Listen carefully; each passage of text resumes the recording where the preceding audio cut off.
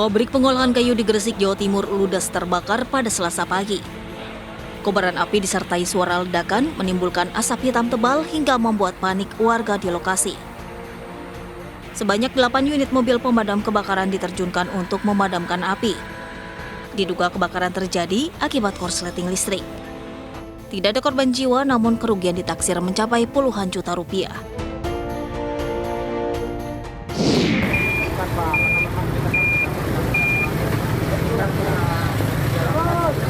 Parkir untuk beli gado-gado, seorang pengendara protes lantaran mobilnya diderek paksa petugas. Pengemudi ini terjaring razia yang digelar petugas Dishub di kawasan Cempaka Putih, Jakarta Pusat, Selasa pagi. Pengemudi berdalih hanya parkir sebentar di bahu jalan untuk membeli gado-gado bagi orang tuanya yang telah lanjut usia. Sayangnya protes pengemudi ini sia-sia. Petugas tetap menderek paksa kendaraannya dan Pemirsa, pemerintah menyebut pembahasan RKUHP hampir final dan akan kembali dibahas bersama DPR. Pemerintah akan meminta usul masyarakat terkait 14 masalah krusial dalam RKUHP.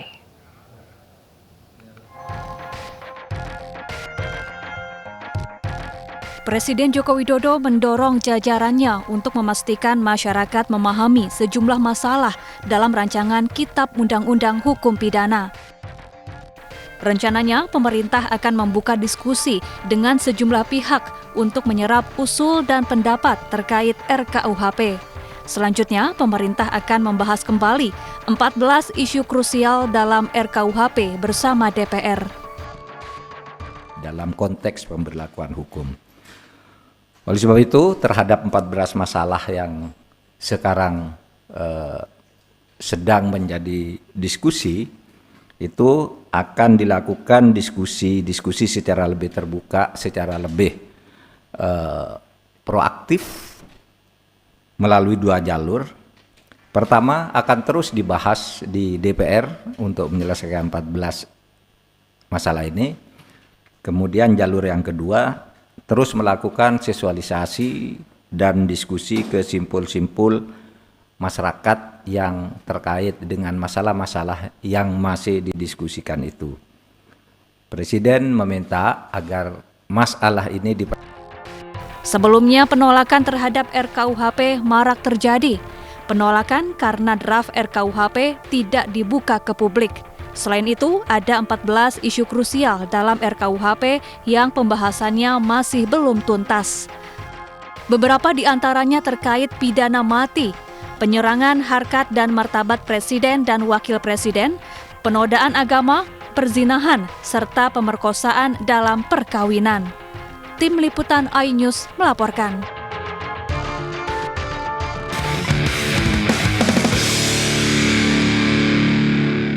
Acara ini dipersembahkan oleh Pemirsa, Indonesia masih berada di puncak klasemen perolehan medali terbanyak dalam gelaran ASEAN Para Games 2022. Cabang olahraga atletik mendulang 6 medali emas untuk tuan rumah hari ini. Para atletik menjadi salah satu cabang olahraga tumpuan Indonesia untuk meraih medali emas dan menjadi juara umum ASEAN Para Games 2022. Hari kedua pelaksanaan lomba cabur para atletik, sebanyak 40 nomor pertandingan dari berbagai klasifikasi diperlombakan hari ini, mulai dari lompat jauh, lari, hingga lempar lembing. Endi Nurdin Tine membuka perolehan medali emas dari cabur atletik, disusul Putri Aulia, Nimada Ariyanti dan Sabto Yogo Purnomo dari nomor lari. Sementara dari lempar lembing, Nia Melani juga mendapatkan emas, diikuti Fauzi Purolaksono dari nomor tolak peluru.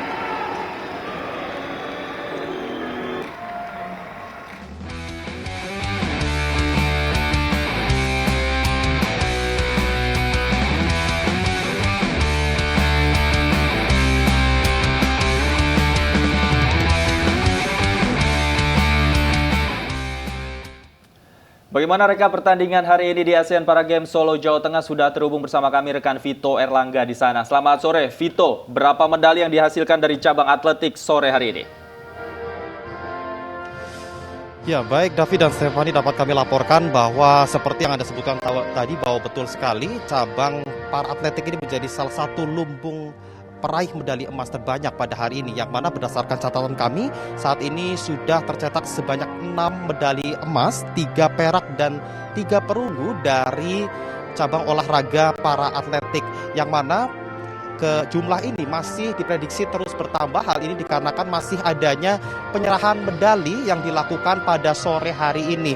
Dan seperti kita ketahui bahwa Davi, Stefani, dan pemirsa, emas yang dicetak pada hari ini adalah dicetak oleh sejumlah atlet kebanggaan Indonesia yang menyumbang lebih dari 1 medali emas untuk Indonesia melalui sejumlah nomor pertandingan, antara lain seperti Sabto Yogo Purnomo, Karisma Evi, Nanda Misolihah, Eko Soputro yang menang atau menjuarai sejumlah nomor pertandingan. Salah satunya itu adalah nomor pertandingan lari 200 meter di beberapa kelas, dan potensi penambahan emas di cabang olahraga para atletik ini masih diprediksi akan terus bertambah. Hal ini dikarenakan masih ada potensi emas di pertandingan selanjutnya, yaitu pada nomor lari 400 meter yang akan digelar pada hari esok.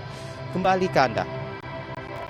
Baik, terima kasih Vito Erlangga melaporkan langsung dari Solo, Jawa Tengah. Selamat bertugas kembali. Pemirsa, Menteri Pemuda dan Olahraga Zainuddin Amali meninjau venue para bulu tangkis yang digelar di Universitas Muhammadiyah Solo, Jawa Tengah. Dalam kesempatan ini, Menpora berharap atlet para bulu tangkis bisa menjadi penyumbang medali emas terbanyak dalam gelaran ASEAN Para Games 2022.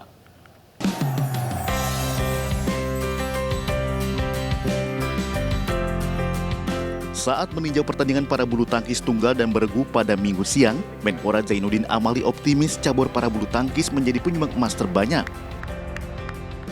Meskipun dalam tahun ini satu pemain peraih emas Paralimpiade Tokyo 2020, Leani Ratri Oktila, absen lantaran baru saja melahirkan.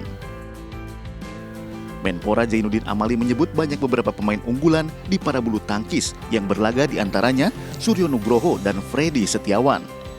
Menpora juga mengapresiasi semangat para atlet tim Indonesia dan berharap dapat meraih hasil maksimal. Untuk memastikan apa yang saya pernah lihat, pada sebelumnya kan saya sudah pernah datang ke tempat ini, dan bahkan saya sudah keliling, sudah ngecek semuanya. Ternyata yang ada sekarang sama seperti apa yang pernah ditunjukkan oleh panitia lokal ya. Dan kita berharap dari bulu tangkis ini akan menyumbangkan banyak medali emas. Minggu siang, tim bulu tangkis Indonesia meraih emas pertamanya di ASEAN Para Games 2022. Tim bergu putra Indonesia sukses mengalahkan Thailand di babak final dengan skor 3-0. Dari Solo, Jawa Tengah, Vito Erlangga, Rama Romadona, Nur Adriadin, iNews melaporkan. Acara ini dipersembahkan oleh